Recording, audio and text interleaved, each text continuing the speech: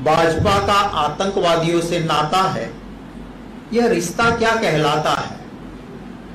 मैं भाजपा जो राष्ट्रवाद की आड़ में जो काम कर रही है उसकी कुछ चीजें आपके सामने रखना चाहता हूं। पिछले दिनों में उदयपुर में कन्हैयालाल जी की हत्या हुई और इस हत्या में जो शामिल आरोपी मोहम्मद रियाज अंसारी वो बीजेपी का कार्यकर्ता निकला। आपने देखा होगा कि उसे बीजेपी का खेस पहनाया जाता है, सदस्य बाकायदा बनाया जाता है। इस प्रांत के जो गृह मंत्री रहे वो गुलाबचंद कटारिया जी के साथ उनकी तस्वीरें निकलती है। एक दिन ये कहते हैं कि ये तो फोटो ही मेरी नहीं, एक दिन कहते हैं कि हमारे साथ तो कोई भी तस्वीर निकालता है। आप जब बड़े नेता गृह मंत्री रहे हो, आपको सिक्योरिटी है, तो इंटेलिजेंस डिपार्टमेंट आपको मिलने वाले लोगों की बात क्या नहीं बताती थी? क्या आपको ये पता नहीं था?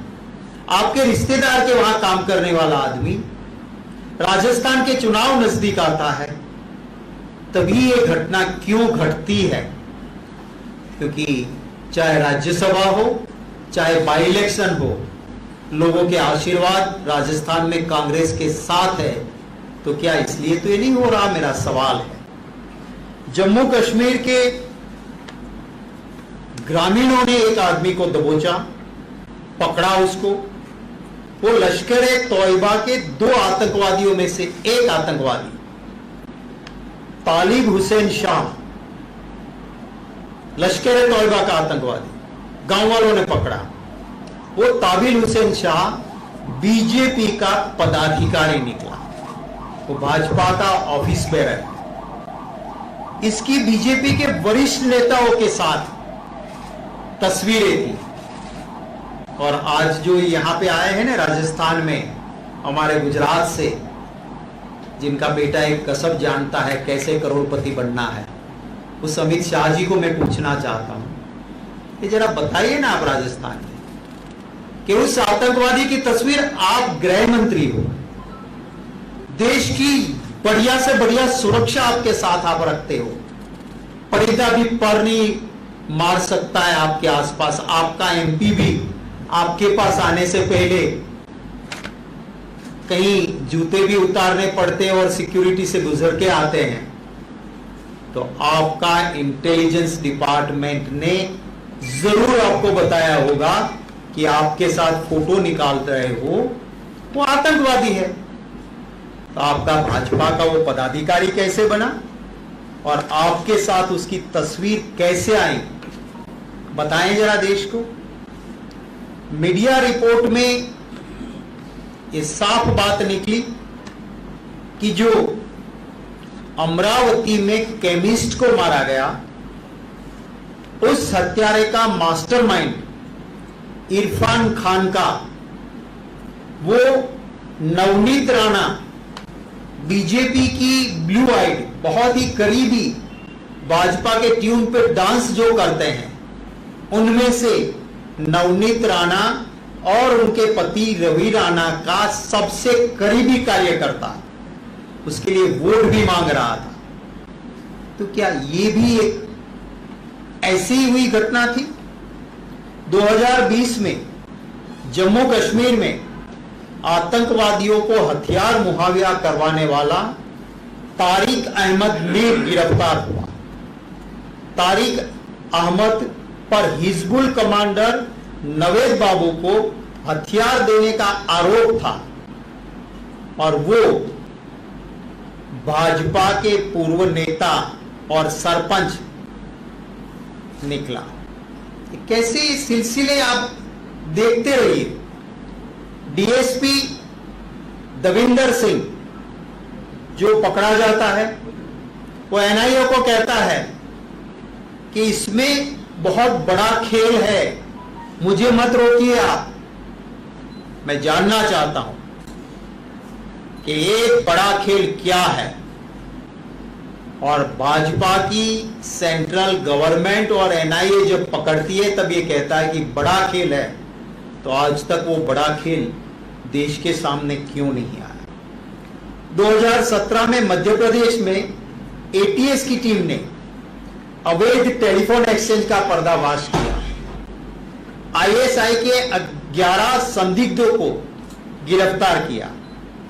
इनमें बीजेपी का आईटी सेल का सदस्य ध्रुव सक्सेना भी था, बीजेपी का आईटी सेल का। और राज्य के मुख्यमंत्री शिवराज सिंह के साथ करीबी तस्वीरें थी। ये भाजपा का राष्ट्र प्रेम है। 2019 में मध्य प्रदेश में ही टेरर फंडिंग के आरोप में भाजपा का नेता, बजरंग दल का नेता बलराम सिंह गिरफ्तार होता है।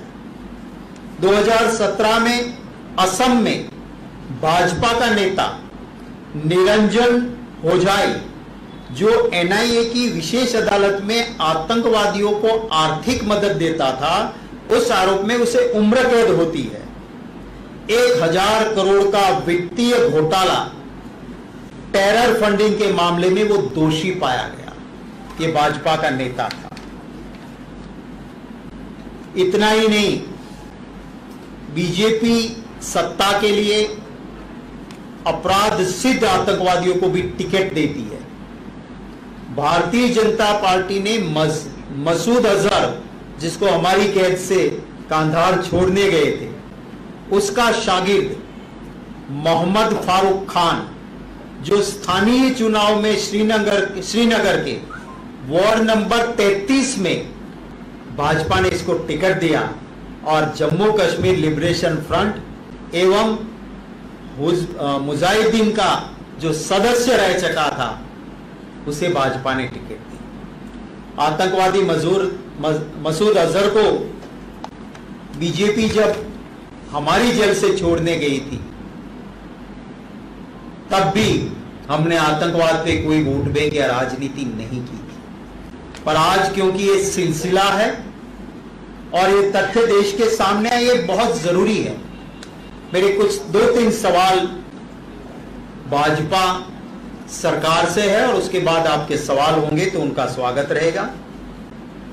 क्या ऐसा तो नहीं है कि जब जब सरकार के खिलाफ जनता का आक्रोश उठता है तो भाजपा अपने पार्टी में रहे हुए लोगों से, उन्हीं आतंकवादियों से ऐसी घटना करवाती है कि वो आक्रोश, चाहे अग्निपथ, चाहे किसान, चाहे महंगाई, चाहे गैस के दाम, चाहे पेट्रोल डीजल के दाम, ये सारी चीज, युवाओं की बेरोजगारी, वो लोग भूल जाए और हिंदू मुसलमान या आतंकवाद पे करने के लिए तो नहीं है।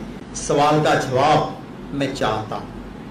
दूसरा मेरा सवाल है कि जहां चुनाव नजदीक आता है और जहां भाजपा के लिए ठीक नहीं है, वहीं क्यों ऐसी घटना घटती है जब जब चुनाव नजदीक आता है? गुजरात के एक मैजिस्ट्रेट तमाम जी ने अपने रिपोर्ट में लिखा था कि इस तरह की घटनाएं फेक एनकाउंटर में करके वोट बैंक मजबूत करने के लिए ये घटनाएं करवाई जाती है। मेरा सवाल है कि क्या आप ये तो नहीं करवाते हो? भाजपा जवाब दे। पर जहां भाजपा शासन में नहीं है, वहां तुरंत राजस्थान सरकार को, गहलोत जी को और यहां की पुलिस को मैं बधाई देता हूं कि घटना घटी, कुछ ही घंटों में दबोच लिया उस गुनाह करने वालों को, और मुख्यमंत्री जी खुद उस पीड़ित के घर चले गए। जान की कीमत किसी पैसे से नहीं चुकाई जा सकती है, पर परिवार का दुख कम करने के लिए नौकरी या नगद राशि तुरंत देने का काम कांग्रेस की सरकार करती है। वहां एनआईए आ जाती है, पर गुजरात में या और जगह भाजपा जहां शासन में है, वहां एनआईए नहीं आती है। क्यों? इसका जवाब दे। मैं भाजपा से पूछना चाहता हूं, ऐसी घटना सिर्फ पॉलिटिक्स के लिए, अपनी कमजोरियों से लोगों का रोष आ जाए सामने सरकार के, उसे अटेंशन डाइवर्ट के लिए तो आप नहीं करवाते हो। चाहे राम का मरे, चाहे रहीम का मरे, भाजपा की वोट बैंक भरे। से कोई लेना देना नहीं।